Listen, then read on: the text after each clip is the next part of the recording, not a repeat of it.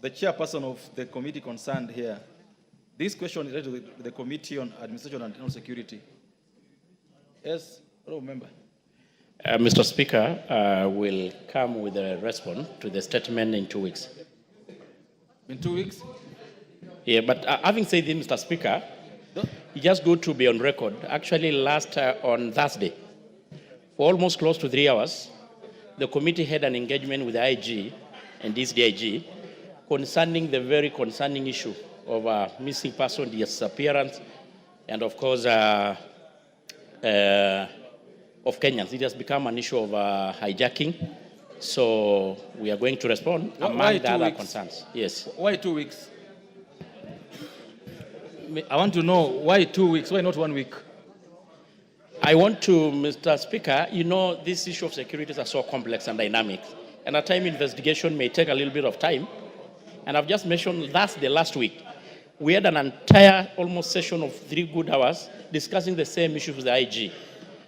And I want to have a comprehensive response to give before this House. Okay, because now 2 weeks has become a cliché. Every chairperson says 2 weeks. 2 weeks comes and goes and you don't get responses. Maybe then at maximum 10 days. So 10 days, get the response.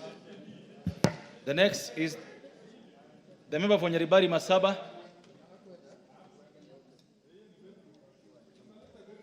Thank you, Mr. Speaker.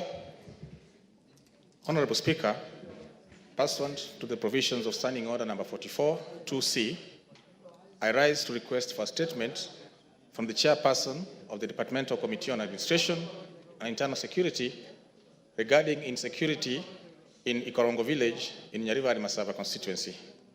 Honorable Speaker, there has been a rise in insecurity in Nyaribari Masaba constituency, which has led to theft of livestock. For instance, on the 29th of September 2024, 2 cows and a donkey were stolen from the farm of Mr. Charles Okemwa Mirava in Ikorongo village. The matter was reported in Ikorongo police station under OB number 03/29/9/2024. Additionally, on the 27th September 2024, 2 more cows were stolen from the farm of Mr. Douglas Matoke Isabuoke. And the incidents reported again to Ikorongo police station under OB number 03/28/4/2024. Despite tracking the trail of stolen animals of Mr. Douglas Isabuoke to G-Ship location in Transmara East Sub-County, efforts to recover them were unsuccessful. Honorable Speaker, it's against this background that I request for a statement from the chairperson of the Committee on Administration and Internal Security regarding the following. 1, provision of a report on the status of investigations into incidences of cattle theft reported to Ikorongo police station. 2, the actions being taken to ensure the perpetrators of the crimes are arrested and prosecuted without delay, and stolen animals or livestock returned to the owners. 3, immediate steps the government is taking to address insecurity in the area, including the underlying tensions within the regions bounding the county.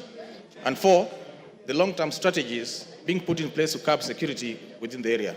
I thank you, Honorable Speaker. The Honorable Tongoyo. Mr. Speaker, I will be able to have the statement Thursday next week. Thursday next week. That makes a lot of sense now. Yeah. Not 2 weeks. But it's good also to notify the Member of Parliament because next week on Friday, the committee will be visiting the Kilgoris and Atabarikoi, and even actually they will spend in Kisii to look issues of insecurity bordering actually the 2 counties. So we'll still able to have an opportunity to interrogate the security managers concerning the same. Thank you. The Honorable Manduku, Thursday next week. There's nothing out of order on that issue, the Honorable Simkuli. What is out of order? No, Mr. Speaker, I just want a clarification when the statement is being issued that this matter, although the Honorable Member had told me, is not between Kilgoris and Kisii, but between Murwa Digir and Kisii.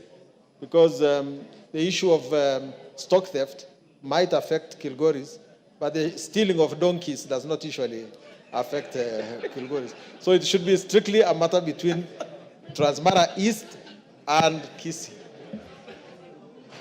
Honorable Tongoyo, you've heard. The Honorable Msukuli is saying they have nothing to do with donkeys. So don't involve them on donkeys issues. So please.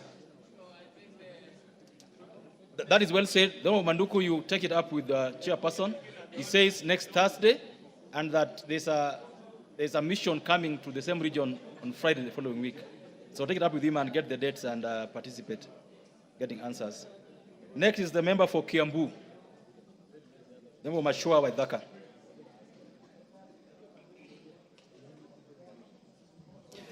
Thank you, Honorable Speaker. Request for statement regarding arrest of Mr. James Kariuki, a Kenyan citizen in the United Arab Emirates.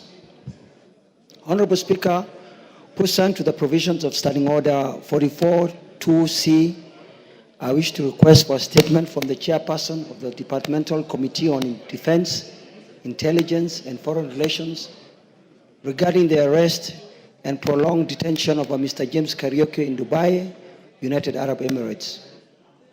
Honorable Speaker, on 13th March 2020, several documents, including an Emirati identification card belonging to Mr. James Kariuki of passport number AK0550628, then based in Dubai, UAE, was stolen in a dubious recruitment process. He thereafter reported the incident to Naif police station in Dera City, Dubai, but to no avail.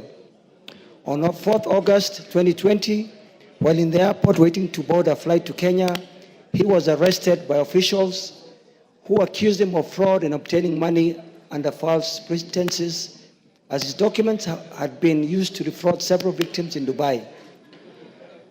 His detention has persisted since then, as the authorities require him to pay 2 million dirham to secure his release. During his detention, a fraud incident occurred where his documents were used, but this was not enough to secure his release. Honorable Speaker, it's against this backdrop that I request a statement from the chairperson of the Departmental Committee on Defense, Intelligence and Foreign Relations on 1, the current status and condition of Mr. James Kariuki, who is detained, and any assistance granted to him.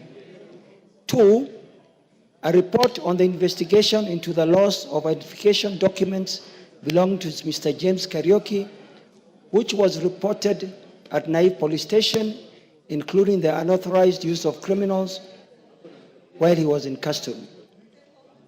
3, steps taken to provide consular support and ensure communication between the detained individual and his family in Kenya.